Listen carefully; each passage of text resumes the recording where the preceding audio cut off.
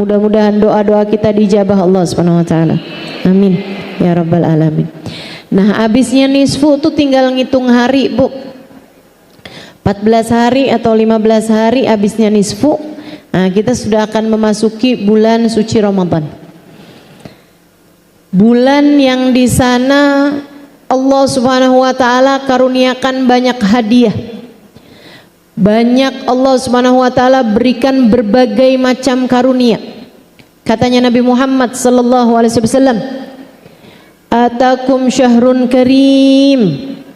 Sebentar lagi kata Nabi ini, Bu, Nabi khutbah di hadapan para sahabat-sahabatnya. Nabi ngasih tahu tentang kemuliaannya Ramadan. Kata Nabi Muhammad, "Atakum syahrun karim."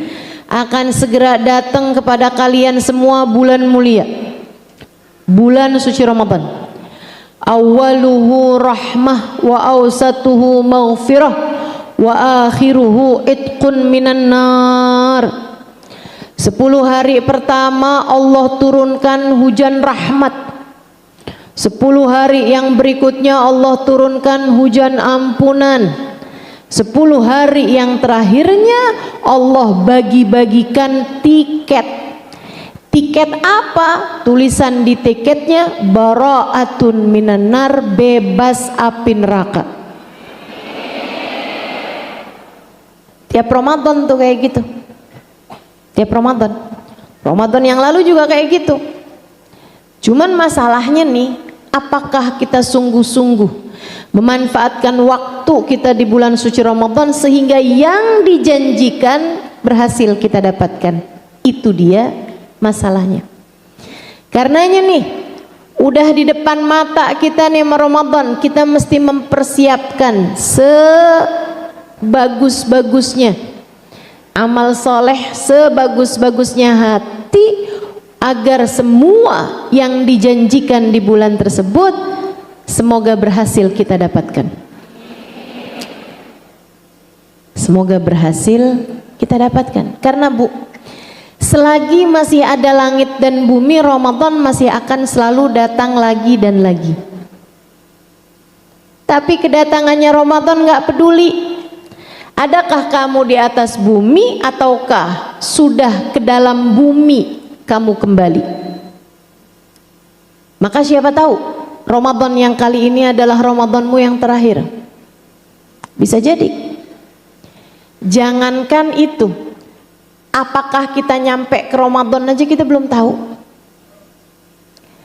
Kalau kita disampaikan kepada bulan Ramadan kali ini, siapa tahu ini adalah Ramadan terakhir dalam kehidupan kita.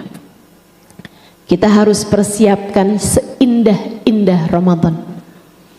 Kita harus persiapkan, harus meniatkan seindah-indah amal soleh untuk kita bisa lakukan di sepanjang bulan suci Ramadan nanti.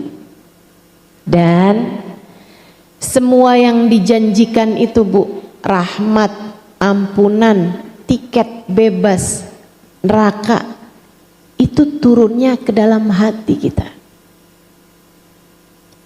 Ampunan, rahmat itu turunnya ke hati, Bu. Ini kayak di majelis-majelis seperti ini nih, turun hujan rahmatnya Allah. Tapi kan gak bisa kita rasakan secara zahir. Kamu gak bisa bilang, nih rahmat Allah lagi turun nih. Kenapa gitu? Kepala saya berat.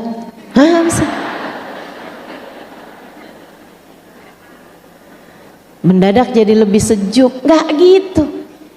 Tidak bisa dirasakan secara zahir kita. Akan tetapi semuanya itu jatuhnya ke dalam hati. Karenanya bulan suci Ramadan perlu persiapan. Kalau saya boleh bilang sih persiapannya 2 hal terutamanya sebelum masuk bulan suci Ramadan. 1, niat. 2-nya lagi hati.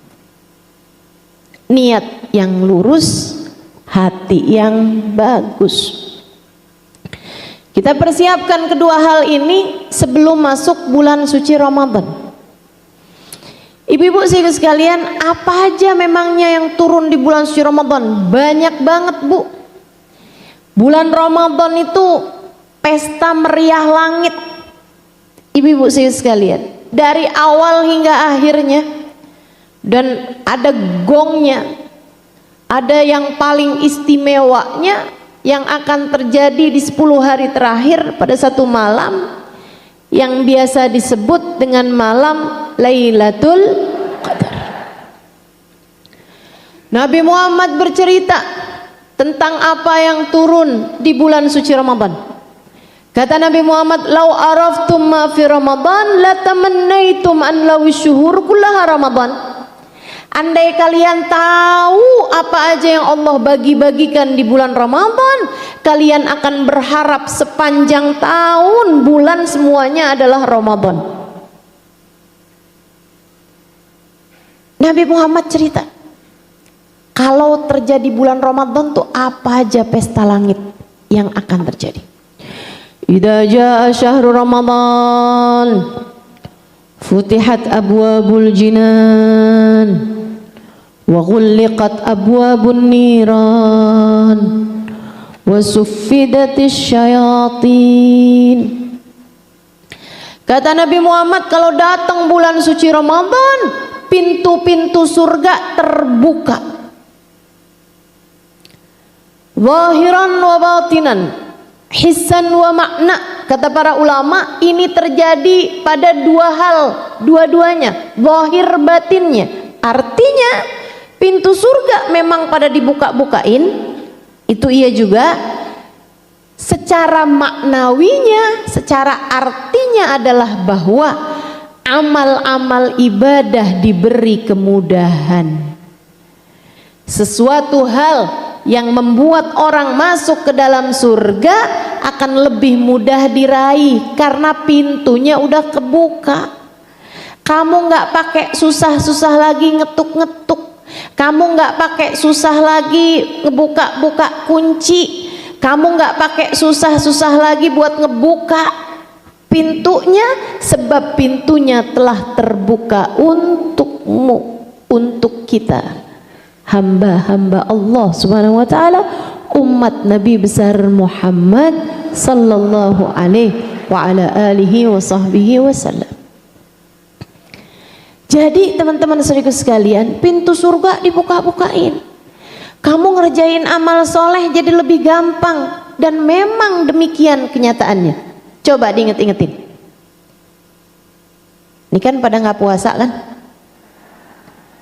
Kita belum masuk bulan Ramadan kan? Tapi Bu ya, walaupun kita nggak puasa, kita seger, kita makan, kita minum. Tapi kalau disuruh ibadah kayak berat banget, iya gak sih? Suruh baca Quran langsung ngantuk. Bahkan tawasulan aja ada tuh yang di pojokan tuh tiduran.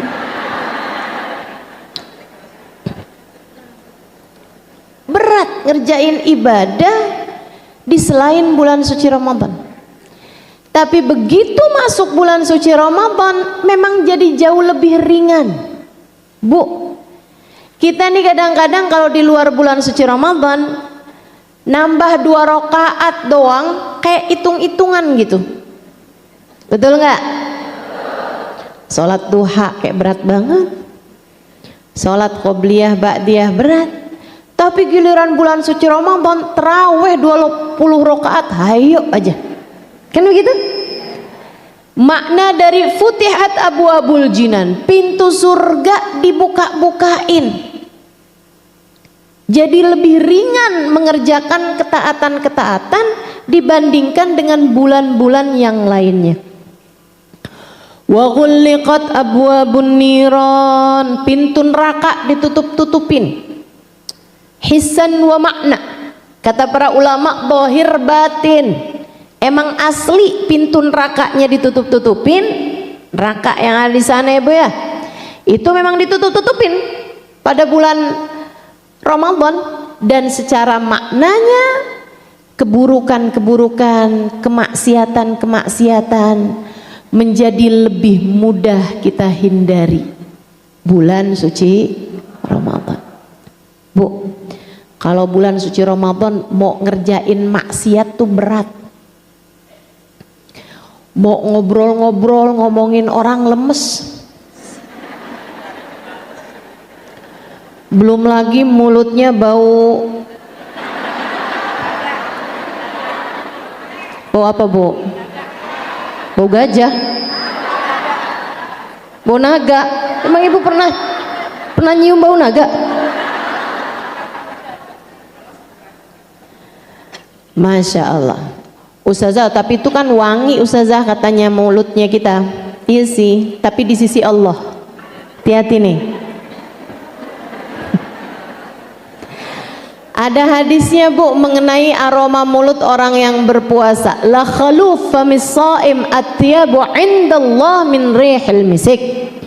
Bau mulutnya orang yang puasa itu lebih wangi di sisi Allah daripada aroma misik, kasturi. Tapi sekali lagi di sisi Allah,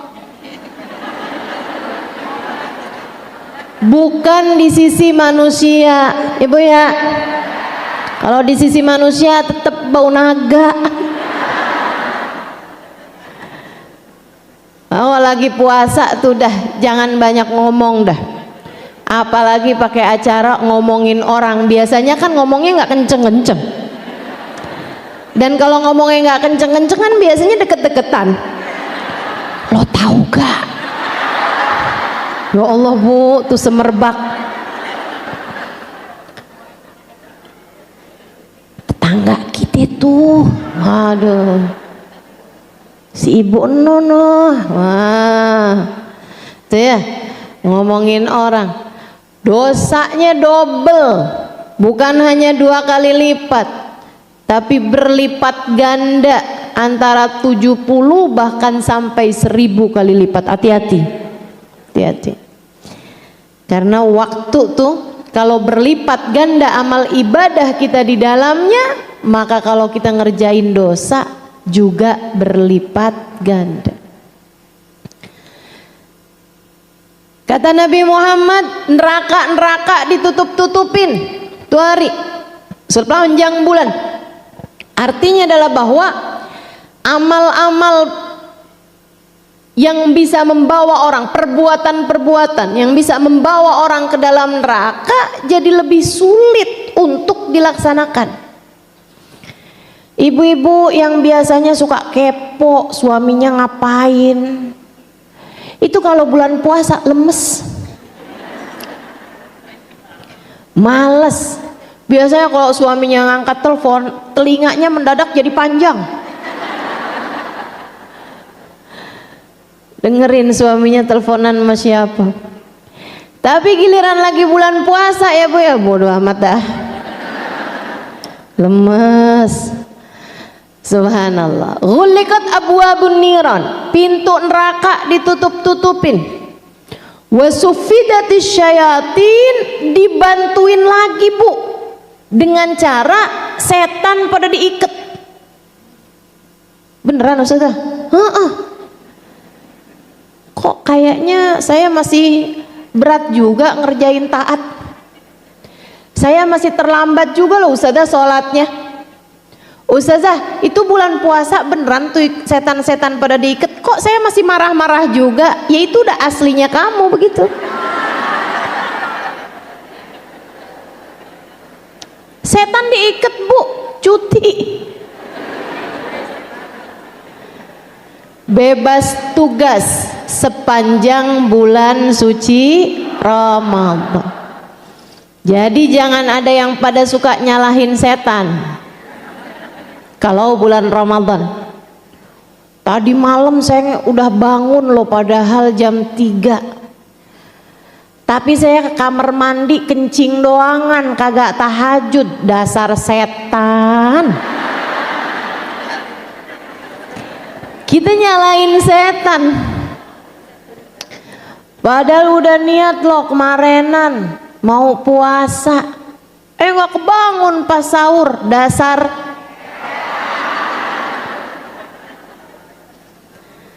kita suka nyalain setan, padahal saya udah niat loh mau sedekah, tapi akhirnya duit yang dipakai, yang rencananya dipakai sedekah malah kebeli kerudungan. Dasar Setan main kita salah-salahin. Ntar kalau bulan Ramadan kamu kayak gitu, kata setan, gua nggak ikut-ikut.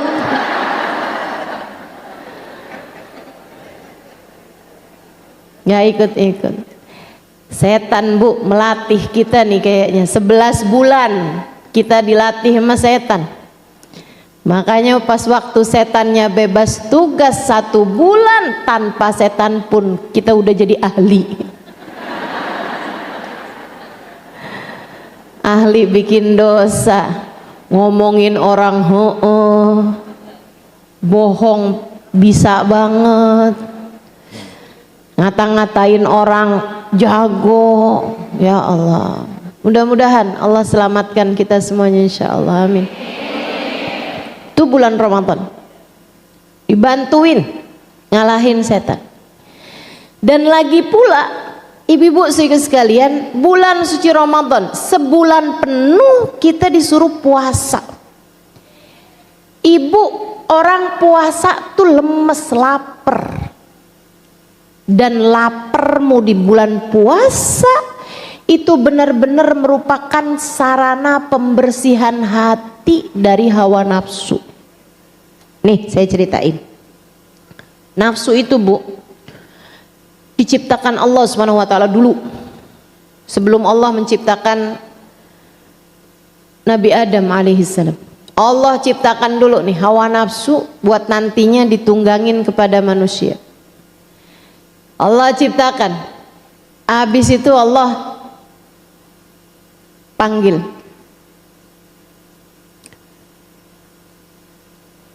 Ditanya sama Allah, ya nafas. Allah panggil nggak mau nyaut Bu, nggak mau datang. Giliran nggak dipanggil dia datang. Nafsu kita tuh. Makanya ibu-ibu tuh kadang-kadang ya, ada sih ada, tapi mudah-mudahan yang di sini nggak ada. Jangan foto ustazah.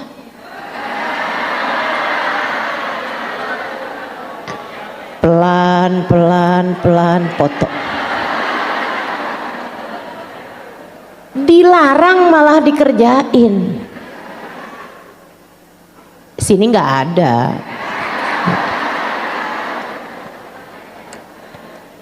Sini nggak ada. Ditegur sama temennya, lo nggak boleh, lo mau tuh ustazah, haram. Dia bilang, lo nggak dengerin tadi pengumuman panitia? Iya kan panitianya bilang dilarang keras, kan saya pelan-pelan.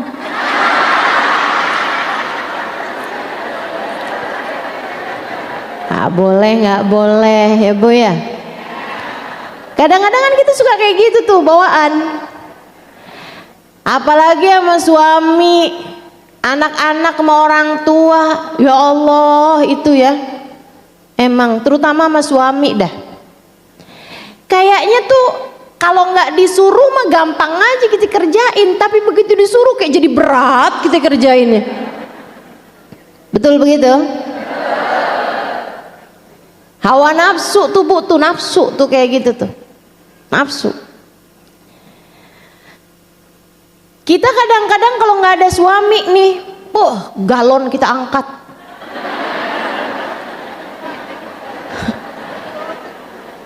Lampu mati kita hidupin. Ya Bu kan? Tapi giliran ada suami, mendadak tak berdaya. Masya Allah. Nafsu kita tuh kayak gitu tuh, nafsu. Kalau disuruh berat, kalau nggak disuruh malah ngerjain. Ama Allah ditanya, ya nafas man ana wa man anta. Nafsu, kamu siapa, aku siapa? Kata Allah, aku siapa, kamu siapa? Nafsunya jawab, ana wa anta. Gua. Aku, kamu. Oh, kurang ajar Bu sama Allah. Allah bilang, malaikat didik dia, taruh dia dalam lautan lapar. Nafsu dibawa Bu malaikat. taruh lautin lapar, sampai lemes, gak ada tulangnya, lemes banget tuh, kelaparan banget. Ama Allah panggil, nah ya nafas ta'al, nafsu mari, datang tuh nafsu, tanya sama Allah, man ana wa man anta, aku siapa, engkau siapa? Nafsunya bilang, anta rabbi wa ana abdu, kau adalah Tuhanku, aku adalah hambamu. Jadi nurut sesudah dibikin lapar. Kita kayak gitu juga. Kalau dalam hidup kita nih kita nggak pernah lapar, Bu, hawa nafsu kita semakin menjadi-jadi. Ngerasa yang paling bener, ngerasa semuanya salah. Kayaknya surga cuman buat gua doang nih. Kalau ngelihat ibu-ibu yang lain, mau kerudungannya kurang lebar,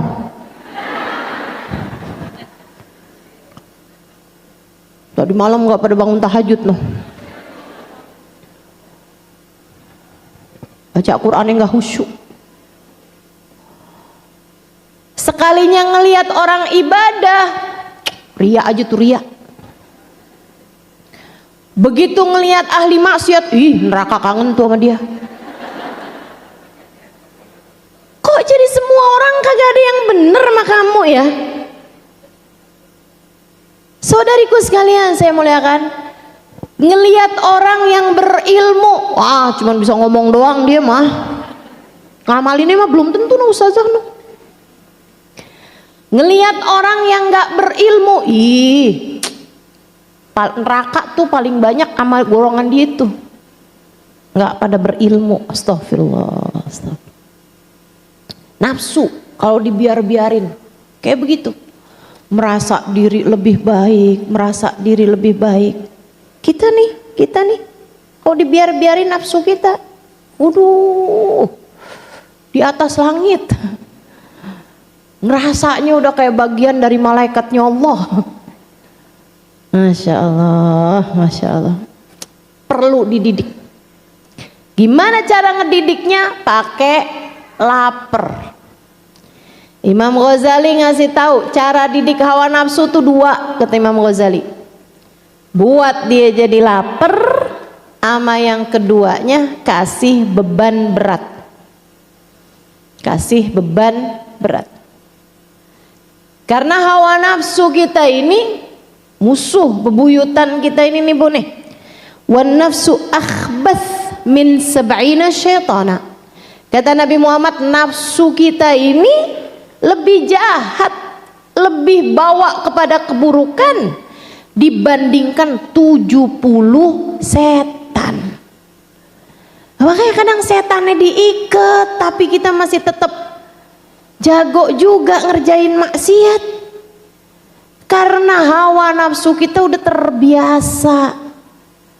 Karena hawa nafsu kita tidak terpelihara, hawa nafsu kita tidak terdidik. Hawa nafsu kita membuat hati kita berpenyakit.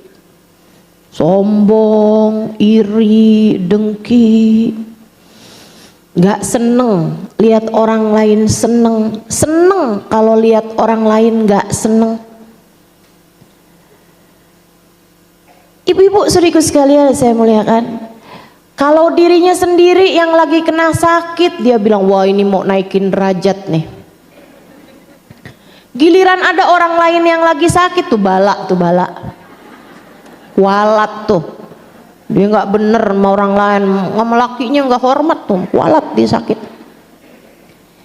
Kenapa jadi punya standar ganda? Kenapa nggak kalau kamu yang sakit, wah ini kualat dosa-dosa saya nih. Kalau orang lain lagi sakit, kamu balik malahan, dia lagi mau dinaikkan derajatnya. Gitu seharusnya. Iya Bu.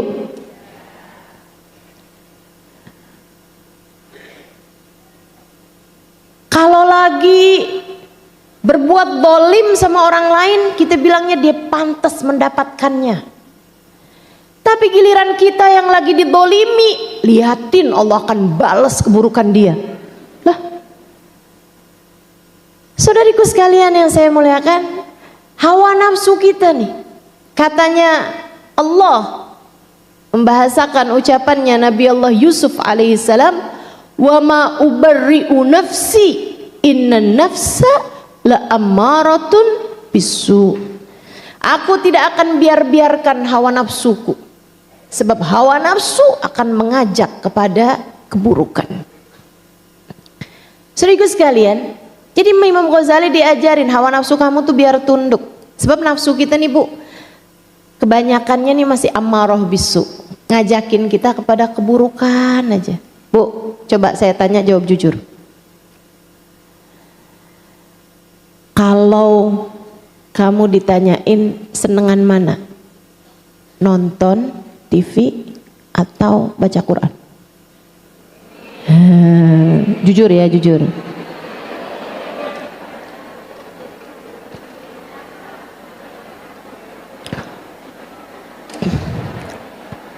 Senengan mana bangun tahajud sama tidur? Senengan mana ngobrol sama temen sama baca sholawat? Ammaratun bisu. Nafsu kita nih selalu mengajak kepada keburukan-keburukan. Kita harus didik nih hawa nafsu nih. Emang bisa ustazah orang hawa nafsunya terdidik jadi nggak suka lagi sama keburukan? Iya. Dari nafsu ammarah bisu, kalau kita didik dengan dua hal tadi itu, lapar sama kasih kerjaan yang berat. Apa itu kerjaan yang berat? Di bulan Ramadan kita nih dikasih sama Allah kerjaan buat tarawih 20 rakaat, berat. Saudara sekalian, makanya banyak kan ibu-ibu nyari yang paling cepat. Kadang-kadang malah nyari yang rakaatnya sedikit. Situ 23, situ 11 saja Di situ 11 suratnya panjang-panjang, di situ 11 suratnya pendek-pendek, yang pendek aja. Ini kayaknya kalau ada terawih yang isinya cuma 5 rakaat, kayaknya banyak nih yang milih. Ya Allah, ya Allah, berat hawa nafsu kita. Makanya sama Allah dikasih nih beban-beban berat biar kita bisa didik hawa nafsu kita. Dikasih bulan Ramadan pekerjaan lain. A'udzubillahi minasyaitonirrajim. Syahrul Ramadan alladzi unzila fihil Qur'an hudal linnasi wa bayyinatin minal huda wal furqan. Bulan Ramadan, bulan yang di sana diturunkan Al-Qur'an, petunjuk bagi jalan yang lurus. Kita di bulan Ramadan dianjurkan, disarankan, disunahkan untuk memperbanyak membaca Al-Quran. Berat apa enggak tuh kamu, nafsu kamu ketika menjalaninya? Berat. Makanya banyak diantara kita tuh kalau membaca Al-Quran, dari yang rencananya 1 juz, kayak panjang banget ya 1 juz, setengah aja dah, setengah. Habis itu baca pelan-pelan, panjang bet, 2 lembar aja dah. Habis itu begitu nyampe titik di bawah tuh, Shadaqallahul adzim. Siapa yang kelakuannya begitu?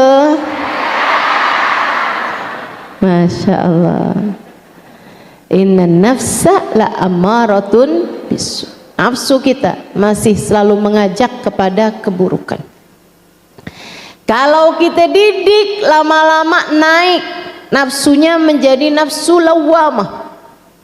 Apa nafsu lawamah? Kalau kita ngerjain taat dia berat, tapi kalau kita ninggalin taat dia nyesel.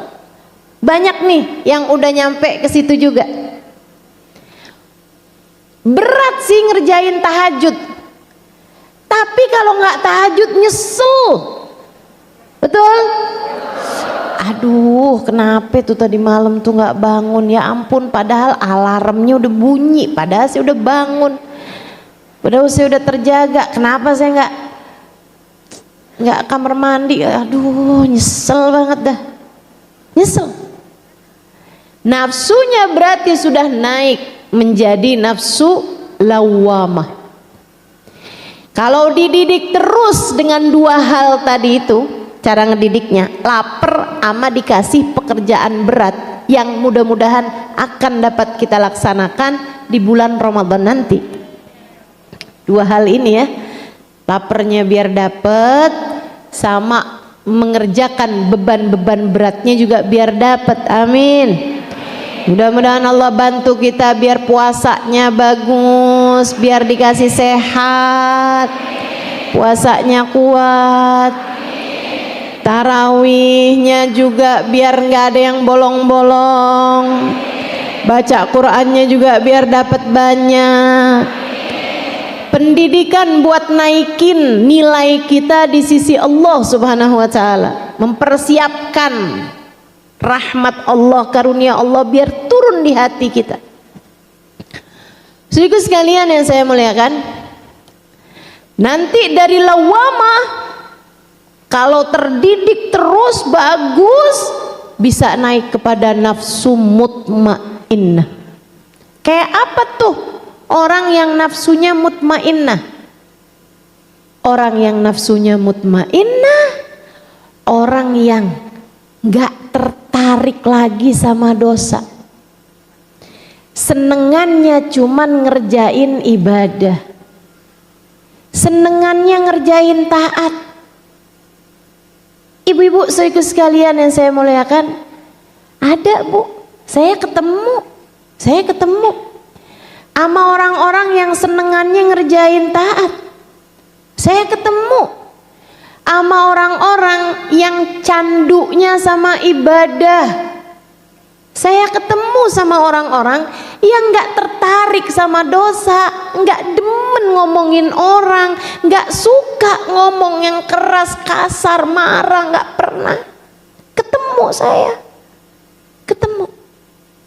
Ibu-ibu sekalian saya muliakan, saya sampai dengan sekarang, ketika umi saya meninggal dunia, saya nggak pernah tahu umi saya ngomong sesuatu yang keras atau kasar. Nggak pernah tahu saya. Nggak pernah tahu. Umi saya antara ngomong enak atau diem. Nggak ada ceritanya. Nggak ada ceritanya. Dan itu disaksikan oleh mantan pembantu rumah tangga kami. Ikut sama keluarga kami hampir 20-an tahun. Dia bilang, sampai saya keluar dari rumah kalian karena pengen punya suami lagi dan ngurusin anak-anak. Dia bilang sampai itu saya nggak pernah, telinga saya dengar kalimat dari umi yang menyakiti hati saya. Gak pernah. Abah saya, suaminya, barengan sama umi hampir 50 tahun. Dari nikah sampai umi meninggal. Kata Abah, sampai umi meninggal, Abah gak pernah dengar umi mengatakan sesuatu hal yang menyakiti hati Abah. Ada orang-orang yang gak tertarik sama dosa, yang nggak kayak kamu bawaan pengen marah-marah mulu,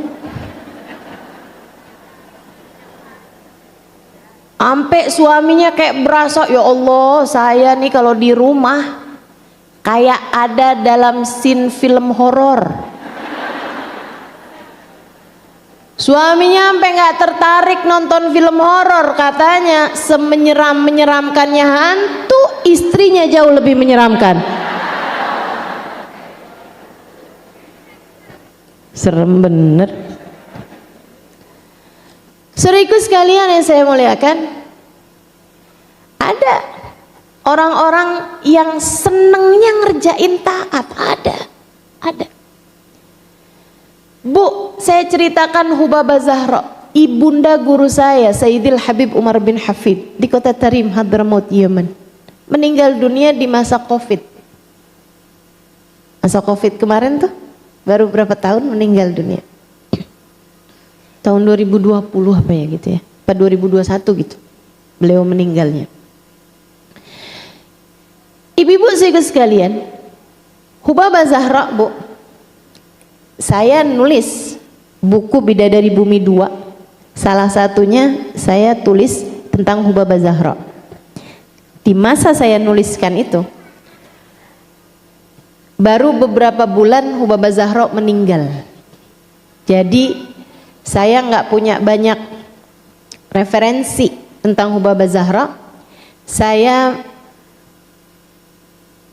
kirim pesan kepada cucu beliau, putrinya guru saya, untuk minta ditulisin biografi atau cerita-cerita gitu dari keluarganya. Dikirimkanlah saya dalam bahasa Arab tentu saja ya Bu ya. Yang saya baca dan kemudian saya tuliskan di buku Bidadari Bumi. Ini yang pengen saya ceritain. Ibu sekalian, anaknya cerita, Hubabah Zahra, ibu saya, nggak pernah ninggal tahajud dari sebelum balik. Keren nggak nih? Dari sebelum nikah, Bu, dari sebelum balik bahkan udah nggak pernah ninggal tahajud. Seumur hidupnya nggak pernah ninggal. Dia bilang satu malam beliau ketinggalan. Malamnya emang lagi capek banget, beliau lagi kurang sehat juga, tidurnya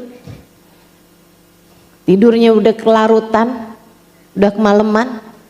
Kayak kemalaman bener ya, tapi kalau kayak kelarutan kayak penyegar.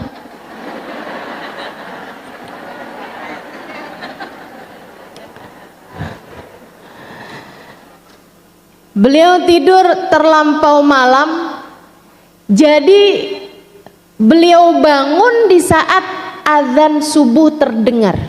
Ini cerita putri beliau. Dia bilang, Umi bangun dalam keadaan gemetaran, sampai kayak nggak bisa berdiri gitu. Dia bilang azan al-fajr, azan al-fajr, itu azan subuh itu, azan subuh tuh, itu azan subuh. Beliau kemudian nangis nggak bisa berhenti nangisnya, sampai mau berdiri tuh kakinya gemeteran, terus dia bilang itu adzan subuh.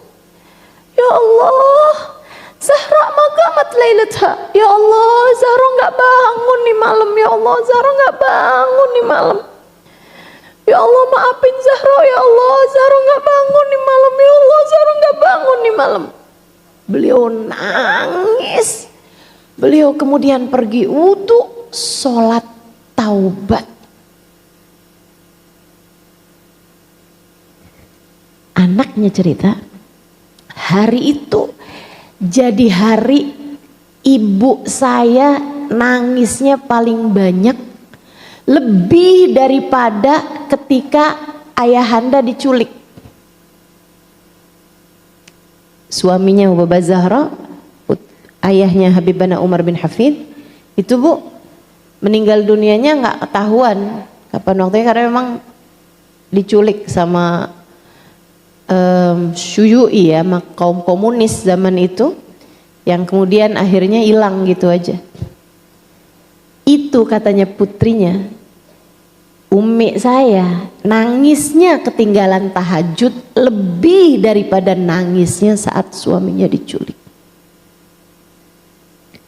Kita kadang-kadang gimana? Coba kamu. Ada, memang ada. Hamba-hamba tercinta di sisi Allah tuh ada, Bu. Yang hawa nafsunya, senengannya mataat memang ada. Ibu-ibu sekalian, guru saya Hubabah Nur, guru saya. Kalau beliau lagi datang ke Indonesia, saya banyak mendampingi. Beberapa lah ya. Beberapa perjalanan beliau saya yang dampingin. Itu Bu. Termasuk yang kemarin beberapa bulan yang lalu, bulan Oktober. Beliau datang lagi. Kami biasa di jalan itu, beliau nggak berhenti bebacaan, nggak berhenti zikir, nggak berhenti bacaan beliau, kayak nggak mau aja lewat waktunya tanpa berzikir gitu. Kami baca ratib. Dulu tuh kalau baca ratib, baca la ilaha illallahnya 40 kali. Lama-lama naik tuh jadi 50 kali. Lama-lama kapan waktu itu saya lagi jalan sama beliau baca ratib. Nagra ratib Halimah. Marhaba Allah. Kita baca nih ratib. Pas la ilaha illallah, la ilaha illallah, la ilaha illallah, la ilaha illallah, la ilaha illallah. 50 kali saya berhenti dong. Ubabahnya masih la ilaha illallah, la ilaha illallah, la ilaha illallah. Kok enggak berhenti-berhenti nih? Ubabahnya kayak ngeliatin saya kayak mau berhenti enggak jadi gitu. Gua bilang Mia Halimah, Mia 100 nih Halimah, baca la ilaha illallahnya 100. Udah jadi 100. Dari asalnya 40, 50 naik jadi 100. Ya udah saya baca tuh 100. Kemarin Bu, pas baca afdhalu dzikri fa'lam annahu la ilaha illallah, la ilaha illallah, la ilaha illallah, la ilaha. Saya siap-siap dong 100. Begitu 100 selesai, saya mau lanjutin kan gitu. Hubabahnya la ilaha illallah, la ilaha. Alaf Halimah 1000. Hamba-hamba tercinta di sisi Allah. Rijalun, kata Allah dalam Al-Quran, a'udzubillahi minasyaitonirrajim. Rijalun la tulhihim tijaratun wala bai'un an dzikrillah.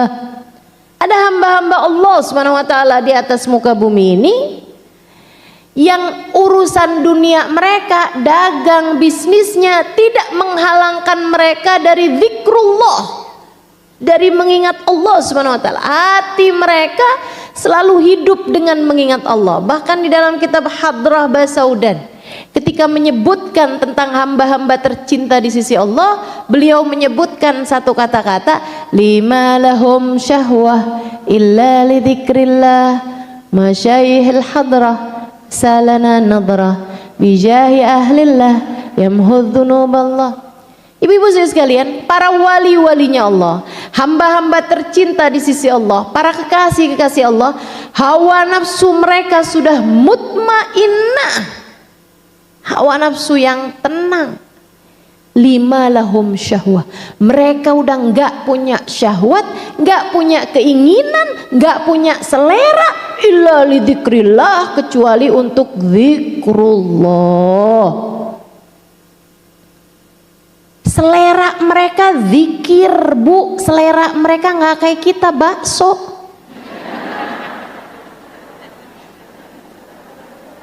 Selera kita rujak, sotomi, ya kan?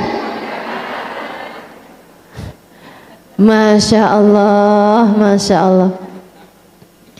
Jauh bener gitu antara kehidupan mereka sama kehidupan kita. Ini yang beda apanya sih? Ibu-ibu sekalian, yang beda nafsunya. Lah kenapa nafsu kita nih jadi kayak gini nih Ustaz? Emang bawaan lahir apa gimana nih? Enggak, karena kamu tidak mendidiknya. Kalau hawa nafsu kita dididik, maka hawa nafsu kita bisa tunduk jadi hawa nafsu yang mutmainnah. Senengannya ngerjain taat, nggak tertarik sama dosa. Antara dipuji sama dicaci nggak ada bedanya. Hati mereka biasa-biasa aja. Ngelihat orang bisa husnudzon, ngelihat siapapun hatinya bisa selalu berisi kasih sayang. Mereka bahkan kepada penjahat paling laknat sekalipun, mereka selalu dapat memandangnya dengan pandangan penuh rahmat. Hamba-hamba tercinta di sisi Allah Subhanahu wa taala. Jalla jalaluhu wa ta'ala azamatuh. Ibu-ibu sekalian, saya ceritain guru saya, Habib Umar bin Hafid. Ada orang ngakuin tanah jadi tanahnya dia, Bu. Tanah itu udah terkenal, tanah punyanya keluarganya Habib Umar. Dan itu tanah memang tanahnya beliau. Surat tanahnya apa semuanya. Tapi tiba-tiba mendadak ada orang ngakuin tanah itu jadi tanahnya dia. Habib Umar dengar selentingan-selentingan gitu. Dia ngomong-ngomong sama orang, tuh tanah sebenarnya punyanya saya. Saya dapat dari bapak saya dikasih sama kakeknya Habib Umar, begini begitu segala macam. Satu hari tuh orang datang ke rumah Habib Umar. Yang bukain putra beliau, Sayyid Salim, yang cerita ini. Ibu ya, bukain pintu, di depan pintu ada laki-laki tua yang memang ngakuin tanah itu punyanya dia. Jadi kemudian kabarin ke abahnya. Abahnya bilang, ya suruh masuk deh kalau gitu. Habib Umar temuin dia. Ya ahla wa sahla marhaba, silahkan masuk, duduk silahkan. Sayyid Salim suruh bikinin minum. Kedengeran tuh obrolan, ngasih tahu bahwa laki-laki ini bilang, itu tanah yang ada di sebelah sana tuh, itu sebenarnya tanah punya aneh tuh. Aneh dapetin tuh dari si ini, ngomong-ngomong dah pokoknya. Udah saksinya tuh waktu itu, cuman saksinya udah meninggal, jadi dia nggak bisa bilang. Udah tuh ngakuin tanah itu sebagai tanah beliau. Habib Umar, Bu, nemuinnya senyum, marhaba. Ini orang dengan hati yang mutmainnah ya Bu ya. Saya cuma mau ngasih tahu aja, di atas muka bumi ini nggak sama, nilai kita tuh nggak sama. Kalau kamu pengen naikin hawa nafsu kamu, biar jadi hawa nafsu yang tenang, yang nggak marahan, yang nggak protesan, yang nggak suka bertengkar, yang selalu damai hatinya, yang mudah memaafkan kesalahan orang, yang nggak jahat sama orang. Kalau kamu pengen hawa nafsumu nggak tertarik sama dosa, tertariknya sama taat. Kalau kamu pengen jadi orang yang kayak beginian, ini bulan Ramadan adalah bulan kita mendidik hawa nafsu kita, biar hawa nafsu kita bisa jadi kayak begini nih ya, kayak orang-orang yang saya ceritakan ini. Bu, habisnya udah Habib Umar dengerin, marhaba, kata Habib Umar, baik. Oke.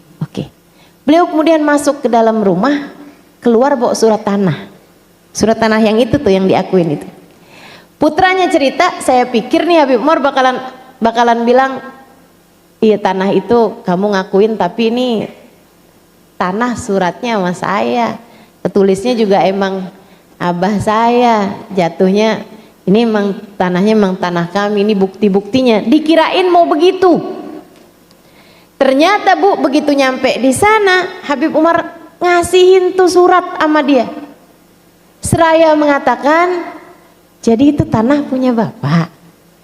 Maaf ya Pak ya, selama ini suratnya ada sama saya. Ya saya balikin dah.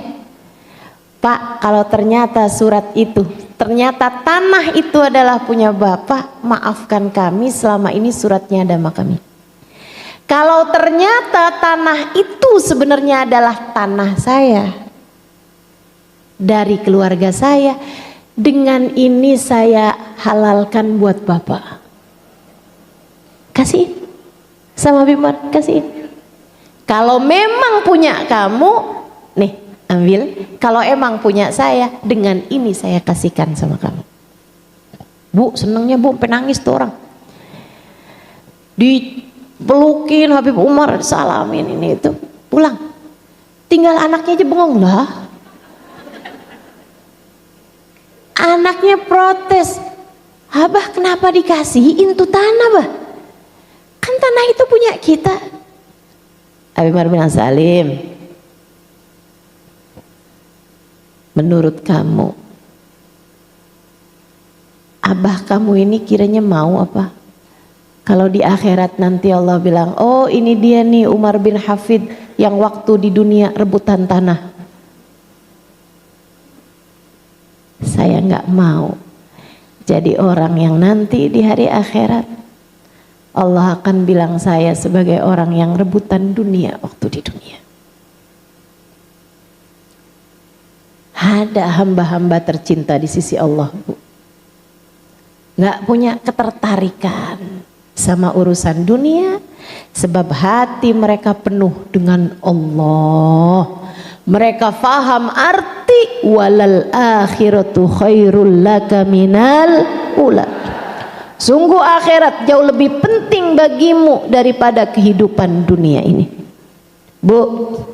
Dan ini tuh bukan masalah, ya mungkin ya karena dia punyanya banyak jadi nggak apa-apa kali.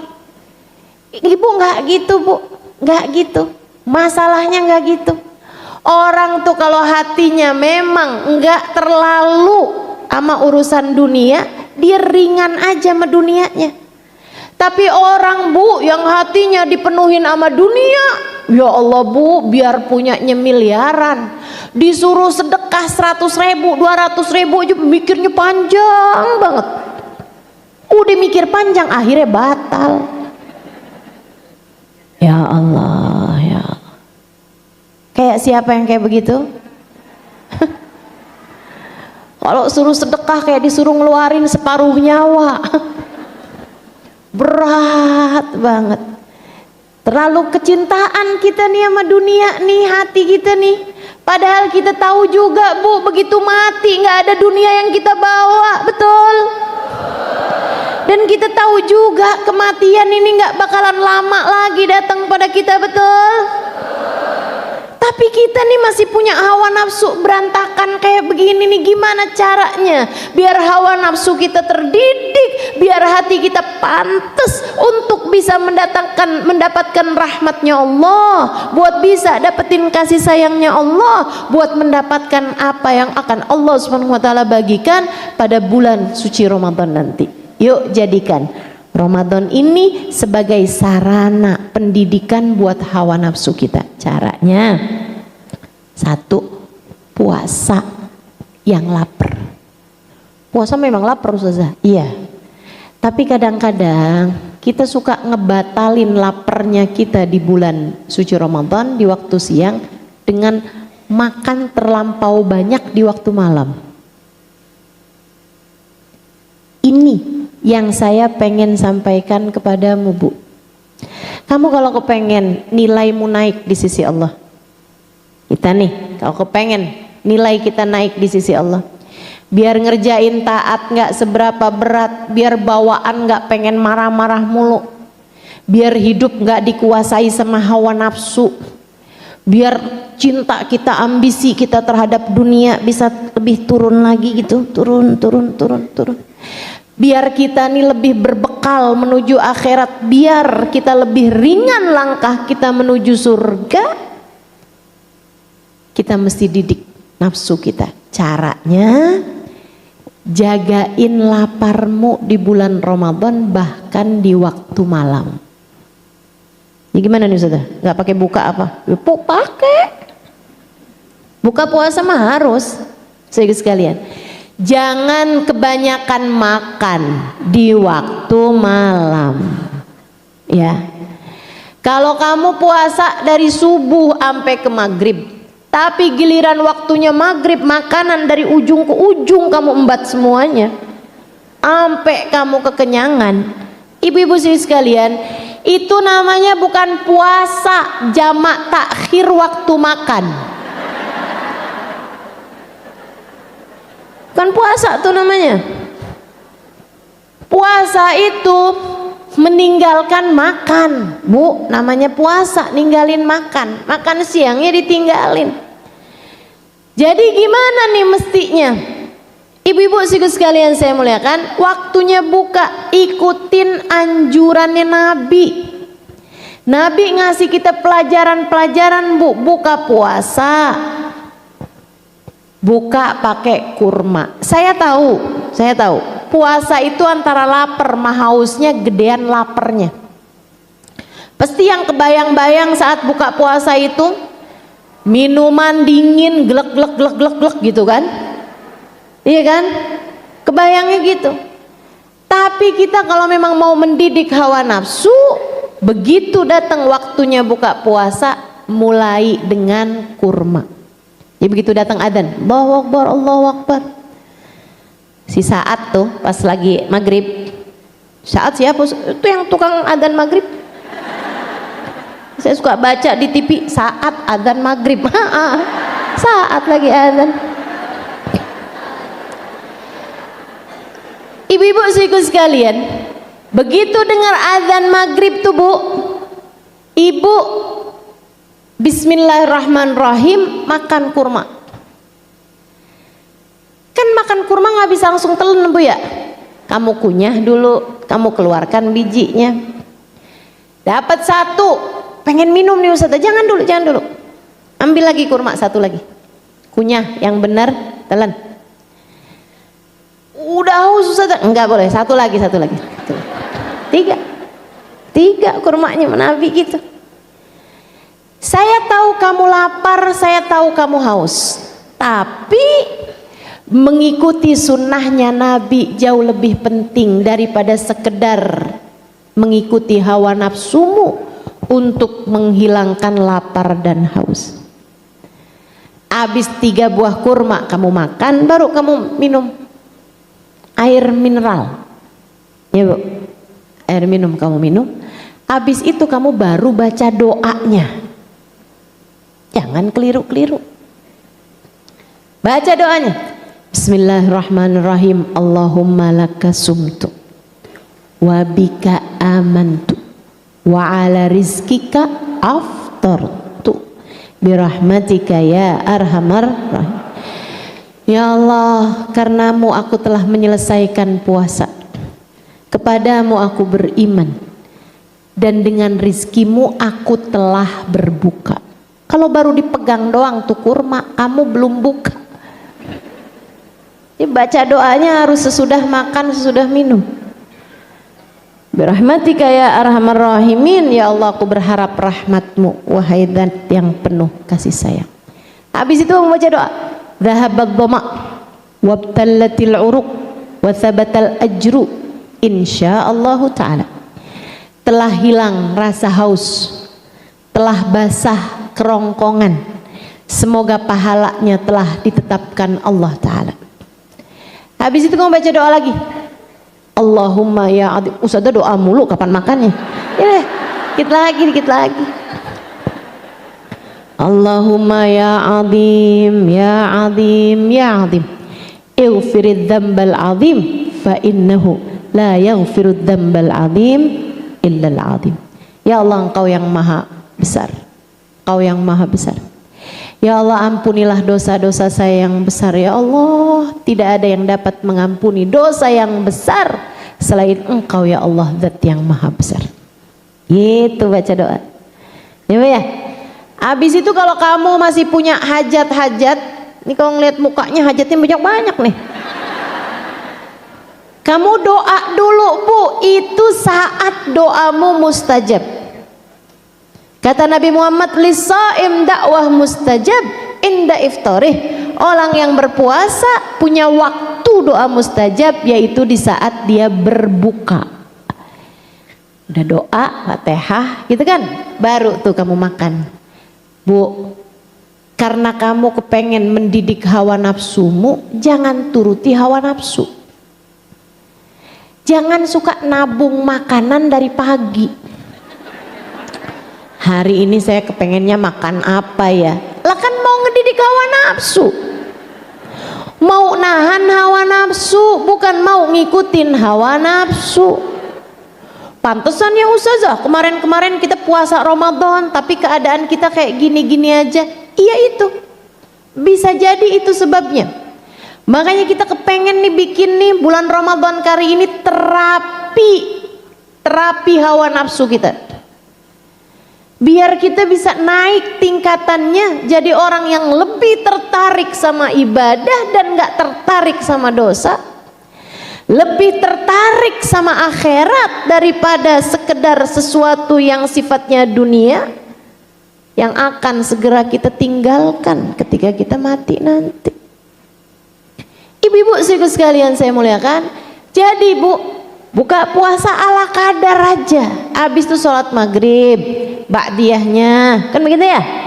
Nah habis itu makan.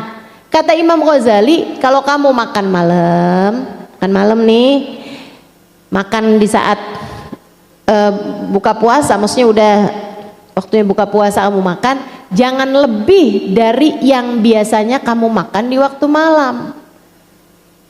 Jangan lebih, ya udah segitu aja udah. Apalagi kita nih Bu nih, yang kayaknya emang juga nggak punya kelebihan dalam diri kita selain kelebihan berat badan sama kelebihan dosa. Ya Allah, jangan ngikutin hawa nafsu baik secara jumlah makanan ataupun menu makanan.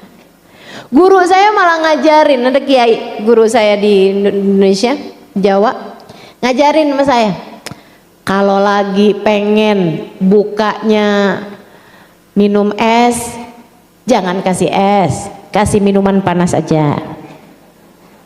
Kalau lagi kepengennya sama bakwan, jangan kasih bakwan,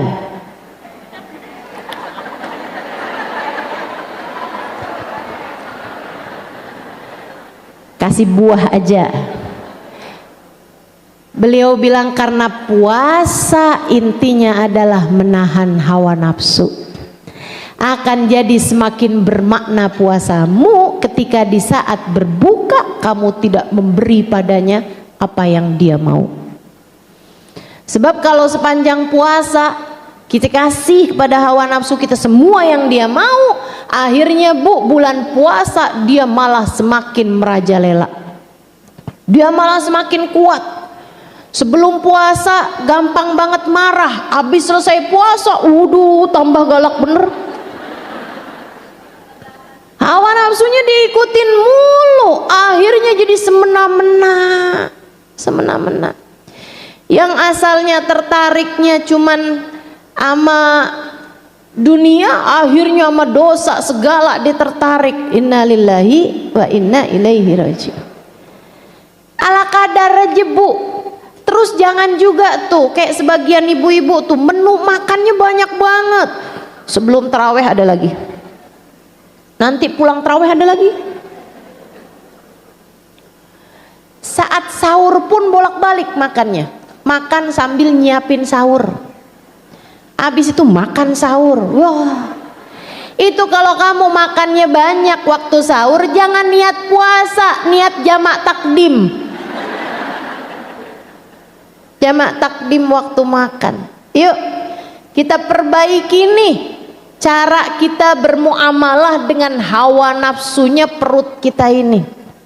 Ingat ya Bu, ibu-ibu saudaraku sekalian, kita tuh Bu kalau lapar itu cuman ama makanan deket aja sebenarnya Bu, deket aja. Lapar tuh adanya di perut kamu, bukan di restoran.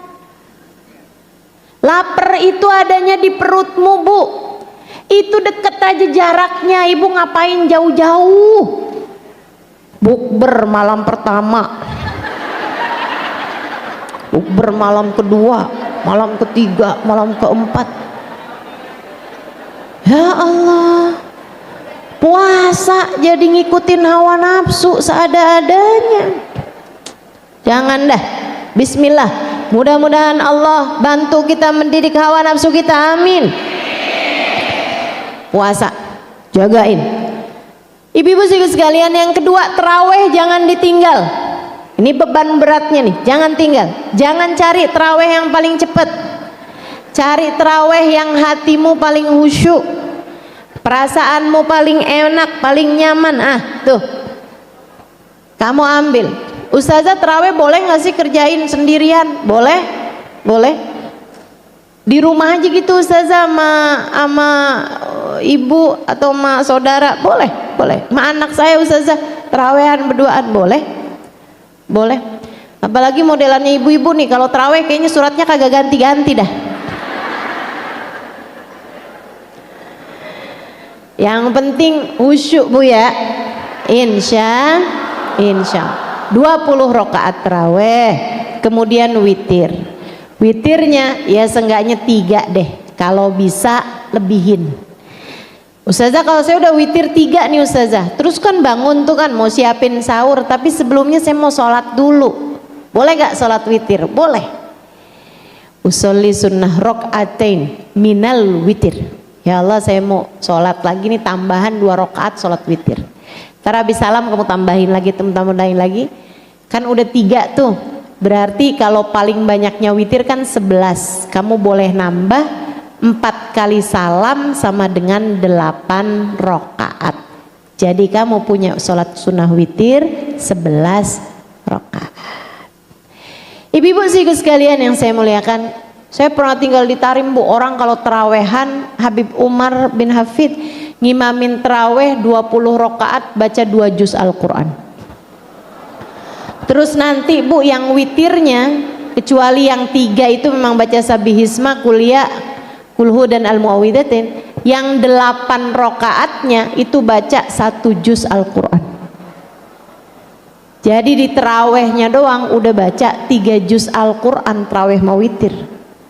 Ayo nih, ayo bismillah, mudah-mudahan teraweh tahun ini nggak ada yang bolong-bolong, karena sesudah saya pelajari kebanyakan karunia Allah SWT di bulan Ramadan turun untuk orang yang puasanya bagus, amat terawehnya nggak ditinggal. Jadi kalau ibu pengen dapat semua yang dijanjikan termasuk Lailatul Qadar, jangan tinggal tarawih sepanjang bulan Ramadan. Selain daripada itu jangan tinggal sholat berjamaah Bu. Di bulan biasa aja sholat berjamaah 27 kali lipat, kalau bulan Ramadan Bu bisa dilipat gandakan bahkan sampai 1000 kali lipat pahalanya. Jangan tinggal sholat berjamaah di bulan suci Ramadan, terutama jamaah isya sama jamaah subuh. Kata Nabi Muhammad, man shallal isya fi jamaah fakannama qama nisfal lail wa man shallas subuh fi jamaah fakannama qama lail kullah. Siapa yang sholat isyanya berjamaah kayak berdiri setengah malam buat tahajud. Siapa yang sholat subuh berjamaah kayak sepanjang malam nggak tidur dia beribadah sholat kepada Allah Subhanahu wa taala. Gitu. Jadi jangan tinggal jamaah isya sama jamaah subuh. Jangan tinggal sahur, karena sahur berkah. Makan sahur tuh makanan yang gak dihisab sama Allah. Jadi ibu-ibu jangan tinggal sahurnya. Walaupun ibu-ibu saya kuat puasa nggak pakai sahur, saya nggak mau pakai sahur, tetap berusaha buat sahur. Nggak harus makan berat Bu, ibu bisa makan 3 biji kurma, tapi jangan bijinya doang. 3 buah kurma, atau makan, minum air madu, minum susu, begitu kan ibu ya? Nah tuh, biar kita kuat mengerjakan puasanya, dan juga biar kita puasanya jadi beda sama puasanya orang Yahudi, karena kabarnya orang Yahudi juga punya puasa, dan mereka kalau puasa nggak pakai sahur, biar beda puasa kita sama mereka. Ibu-ibu sekalian, selain daripada itu banyakin baca Al-Quran, usahakan hatam Quran di sepanjang bulan suci Ramadan. Ustazah tahun kemarin saya hatam Ustazah, tahun ini 2 kali dah kalau gitu. Tahun kemarin 2 kali Ustazah, tahun ini 3 kali kalau gitu. Tahun kemarin udah 3 kali, kalau gitu 4 kali tahun ini. Bismillah, naikin nilaimu, insya Allah. Jangan sampai kayak katanya ada tuh, Ustazah saya tiap hari 3 juz Al-Quran, kagak apukat. Ya Allah, mudah-mudahan Allah bimbing kita untuk bisa memperbanyak ibadahnya insya Allah, amin. Yang berikutnya Bu, bulan suci Ramadan, ibu banyakin sedekah, lipat ganda sedekahnya sampai 1000 kali lipat. Banyakin sedekah, terutama sedekah yang paling afdal memberi bukaan puasa, ya, ngasih bukaan puasa tentu saja kepada yang berpuasa, kasih makanan yang enak buat jadi menu buka puasa hamba-hamba Allah Subhanahu wa taala. Kata Nabi Muhammad, man fattar sa'iman falahu mithlu ajri, la yanqus min dzalika syai'a.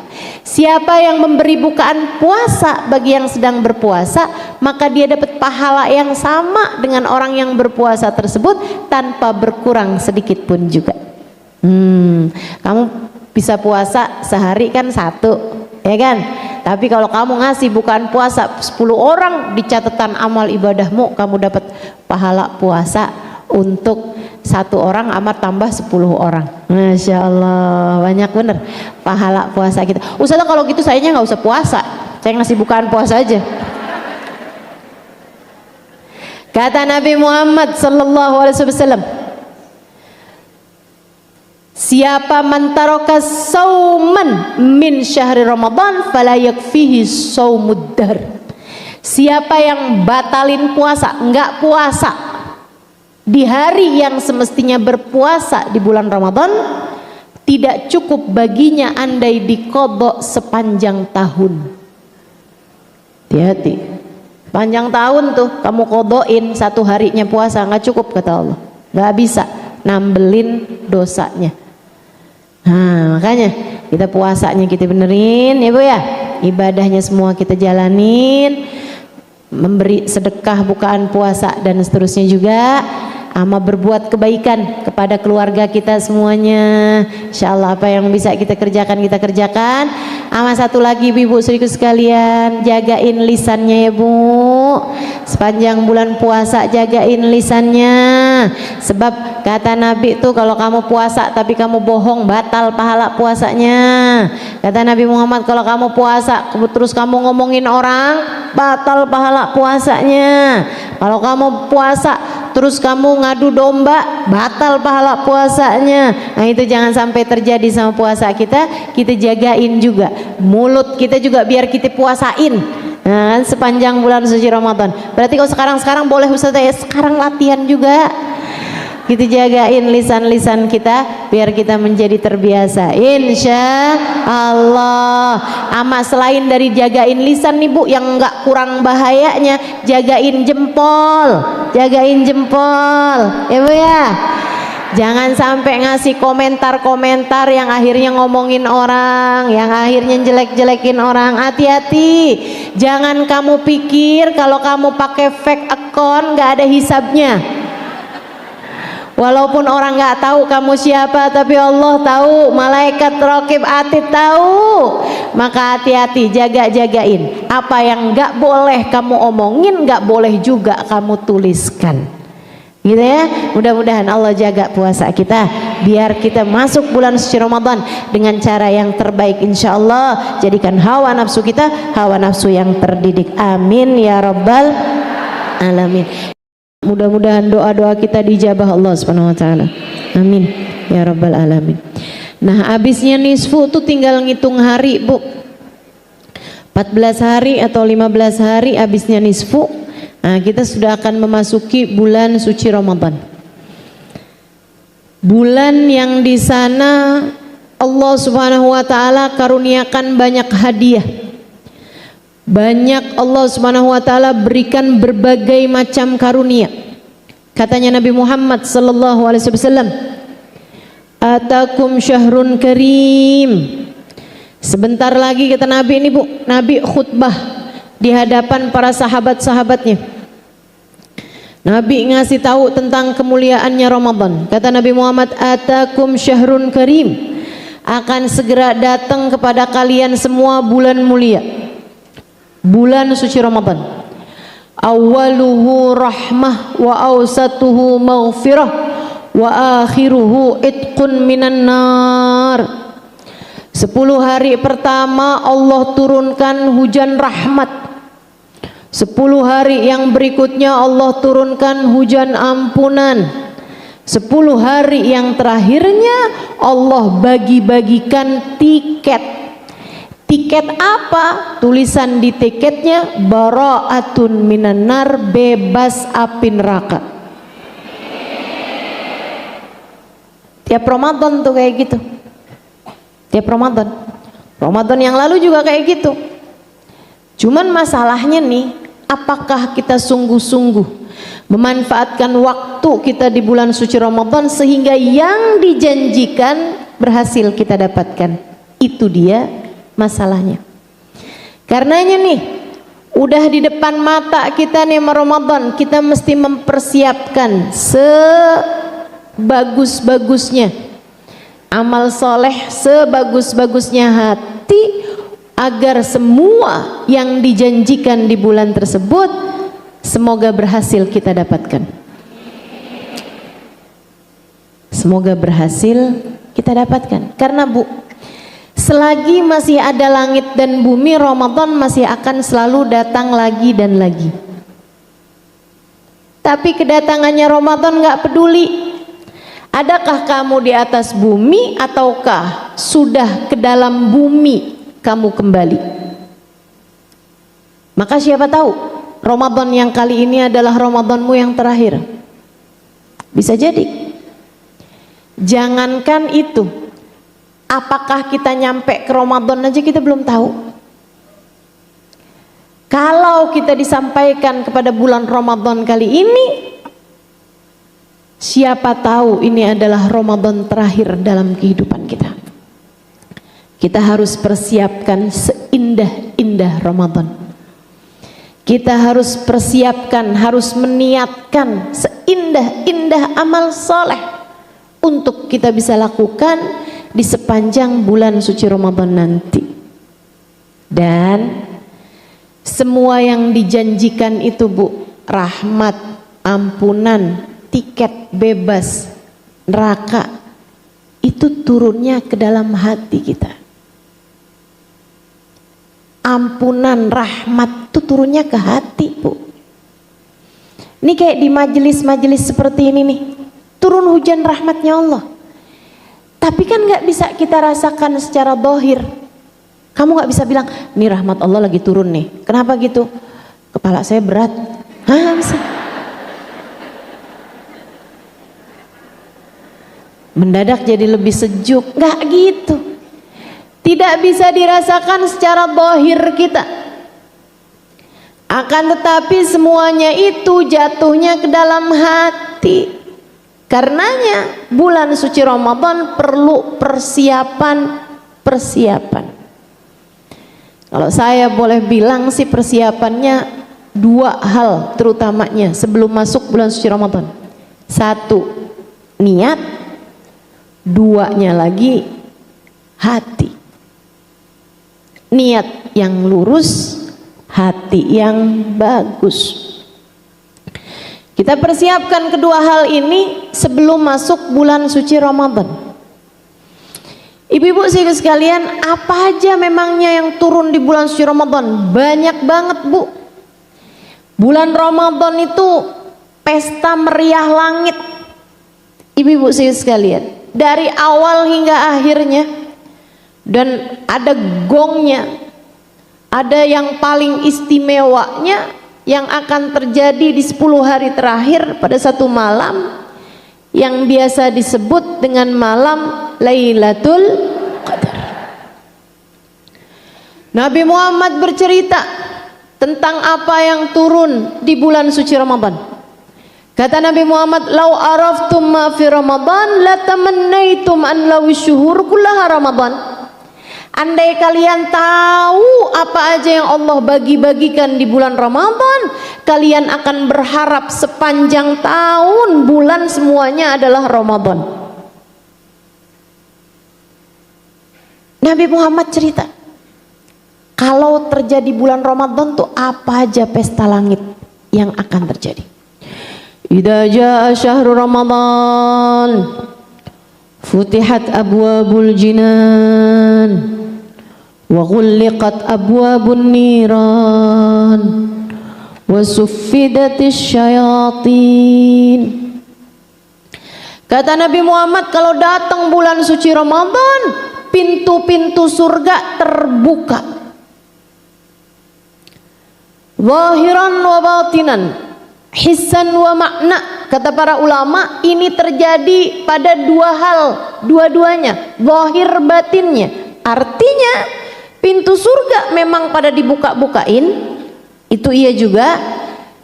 Secara maknawinya, secara artinya adalah bahwa amal-amal ibadah diberi kemudahan.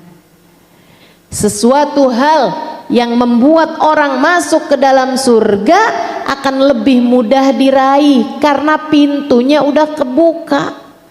Kamu nggak pakai susah-susah lagi ngetuk-ngetuk, kamu nggak pakai susah lagi ngebuka-buka kunci, kamu nggak pakai susah-susah lagi buat ngebuka pintunya, sebab pintunya telah terbuka untukmu, untuk kita, hamba-hamba Allah Subhanahu wa taala, umat Nabi besar Muhammad sallallahu alaihi wa ala alihi wa sahbihi wasallam.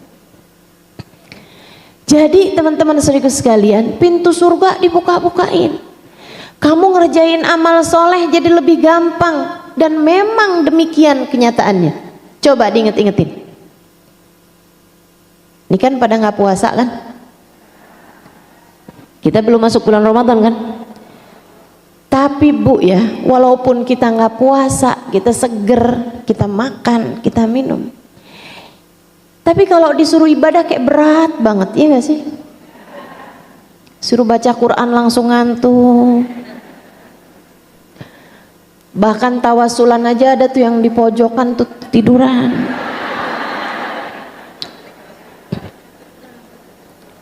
Berat ngerjain ibadah di selain bulan suci Ramadan.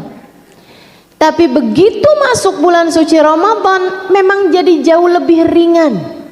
Bu, kita nih kadang-kadang kalau di luar bulan suci Ramadan nambah 2 rakaat doang kayak hitung-hitungan gitu. Betul nggak? Sholat duha kayak berat banget, sholat qobliyah ba'diyah berat. Tapi giliran bulan suci Ramadan tarawih 20 rakaat, hayo aja. Kan begitu? Makna dari futihat abwabul jinan, pintu surga dibuka-bukain. Jadi lebih ringan mengerjakan ketaatan-ketaatan dibandingkan dengan bulan-bulan yang lainnya. Wa ghulliqat abwabun niran, pintu neraka ditutup-tutupin. Hissan wa makna, kata para ulama, zahir batin. Emang asli pintu nerakanya ditutup-tutupin, neraka yang ada di sana ya Bu ya, itu memang ditutup-tutupin pada bulan Ramadan. Dan secara maknanya keburukan-keburukan, kemaksiatan-kemaksiatan menjadi lebih mudah kita hindari bulan suci Ramadan. Bu, kalau bulan suci Ramadan mau ngerjain maksiat tuh berat. Mau ngobrol-ngobrol ngomongin orang lemes, belum lagi mulutnya bau apa Bu? Bau gajah, bau naga. Emang Ibu pernah nyium bau naga? Masya Allah Ustazah, tapi itu kan wangi Ustazah katanya mulutnya kita. Iya sih, tapi di sisi Allah hati-hati nih. Ada hadisnya Bu mengenai aroma mulut orang yang berpuasa. La khaluf famis shaim atyabu indallah min rihil misik. Bau mulutnya orang yang puasa itu lebih wangi di sisi Allah daripada aroma misik, kasturi. Tapi sekali lagi di sisi Allah, bukan di sisi manusia, Ibu ya. Kalau di sisi manusia tetap bau naga. Oh, lagi puasa tuh dah jangan banyak ngomong dah. Apalagi pakai acara ngomongin orang, biasanya kan ngomongnya nggak kenceng-kenceng. Dan kalau ngomongnya nggak kenceng-kencengan biasanya deket-deketan. Lo tahu gak? Ya Allah Bu, tuh semerbak. Tetangga kita tuh, aduh, si Ibu Nono, wah, tuh ya ngomongin orang. dosanya double, bukan hanya 2 kali lipat, tapi berlipat ganda, antara 70 bahkan sampai 1000 kali lipat. Hati-hati, hati-hati. Karena waktu tuh kalau berlipat ganda amal ibadah kita di dalamnya, maka kalau kita ngerjain dosa juga berlipat ganda. Kata Nabi Muhammad, neraka ditutup-tutupin tuh hari sepanjang bulan. Artinya adalah bahwa amal-amal yang bisa membawa orang, perbuatan-perbuatan yang bisa membawa orang ke dalam neraka jadi lebih sulit untuk dilaksanakan. Ibu-ibu yang biasanya suka kepo suaminya ngapain, itu kalau bulan puasa lemes, males. Biasanya kalau suaminya ngangkat telepon, telinganya mendadak jadi panjang, dengerin suaminya teleponan sama siapa. Tapi giliran lagi bulan puasa ya bu, ya bodoh amat dah, lemes. Subhanallah. Ghuliqat abwabun niran, pintu neraka ditutup-tutupin. Wasufidatis syayatin, dibantuin lagi bu, dengan cara setan pada diikat. Beneran Ustazah? Kok kayaknya saya masih berat juga ngerjain taat, saya masih terlambat juga loh Ustazah sholatnya. Ustazah, itu bulan puasa beneran tuh setan-setan pada diikat, kok saya masih marah-marah juga? Ya itu udah aslinya kamu begitu.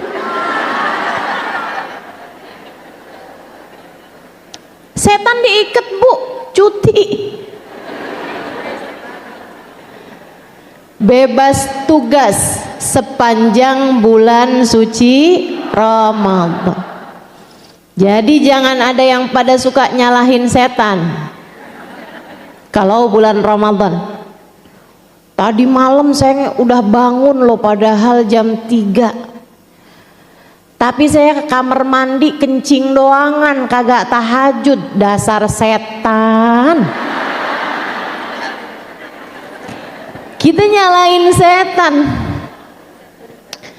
padahal udah niat loh kemarinan mau puasa, nggak kebangun pas sahur. Dasar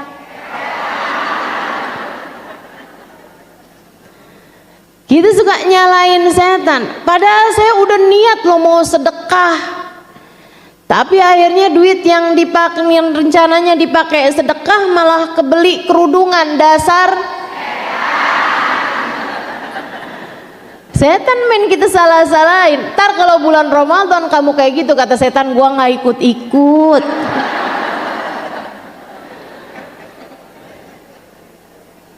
Nggak ikut-ikut.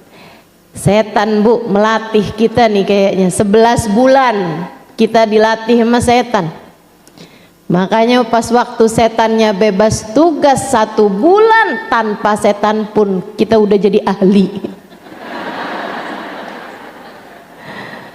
Ahli bikin dosa, ngomongin orang bohong bisa banget, ngata-ngatain orang jago. Ya Allah, mudah-mudahan Allah selamatkan kita semuanya insyaallah, amin. Itu bulan Ramadan dibantuin ngalahin setan. Dan lagi pula ibu-ibu sekalian, bulan suci Ramadan sebulan penuh kita disuruh puasa. Ibu, orang puasa tuh lemes, lapar. Dan laparmu di bulan puasa itu benar-benar merupakan sarana pembersihan hati dari hawa nafsu. Nih saya ceritain, nafsu itu bu diciptakan Allah Subhanahu wa taala dulu, sebelum Allah menciptakan Nabi Adam alaihissalam. Allah ciptakan dulu nih hawa nafsu buat nantinya ditunggangin kepada manusia. Allah ciptakan, habis itu Allah panggil,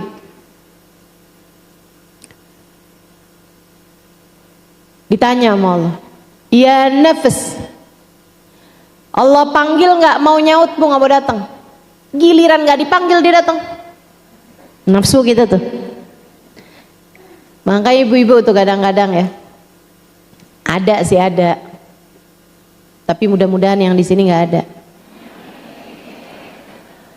Jangan foto ustazah.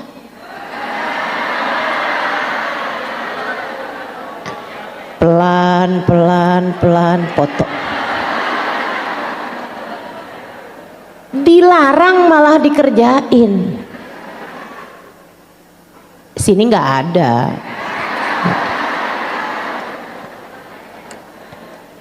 Sini nggak ada. Ditegur sama temennya, lo nggak boleh, lo foto ustazah, haram. Dia bilang, lo nggak dengerin tadi pengumuman panitia? Iya kan panitianya bilang dilarang keras, kan saya pelan-pelan.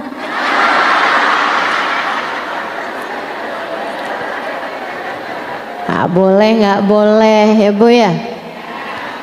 Kadang-kadang kan kita suka kayak gitu tuh bawaan. Apalagi sama suami, anak-anak sama orang tua, ya Allah itu ya. Emang terutama sama suami dah. Kayaknya tuh kalau nggak disuruh mah gampang aja kita kerjain, tapi begitu disuruh kayak jadi berat kita kerjainnya. Betul begitu? Hawa nafsu tuh bu, tuh nafsu tuh kayak gitu tuh. Nafsu. Kita kadang-kadang kalau nggak ada suami nih, galon kita angkat.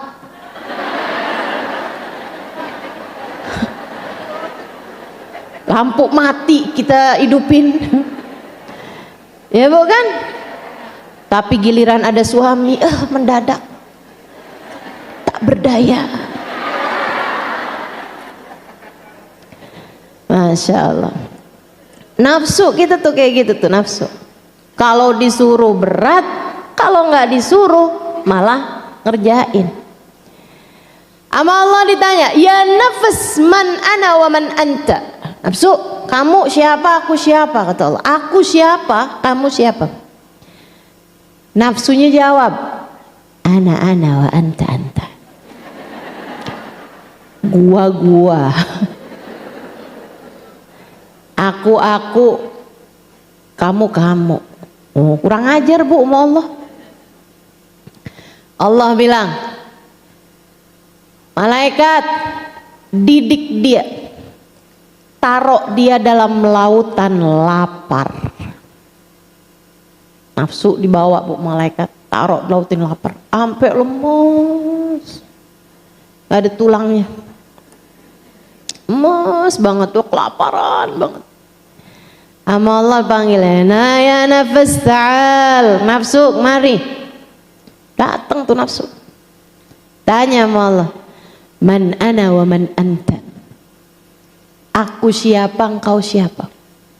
Nafsunya bilang, anta rabbi wa ana abdu, kau adalah Tuhanku, aku adalah hambamu. Jadi nurut sesudah dibikin lapar. Kita kayak gitu juga. Kalau dalam hidup kita nih kita nggak pernah lapar bu, hawa nafsu kita semakin menjadi-jadi. Ngerasa yang paling bener, ngerasa semuanya salah. Kayaknya surga cuman buat gua doang nih. Kalau ngelihat ibu-ibu yang lain,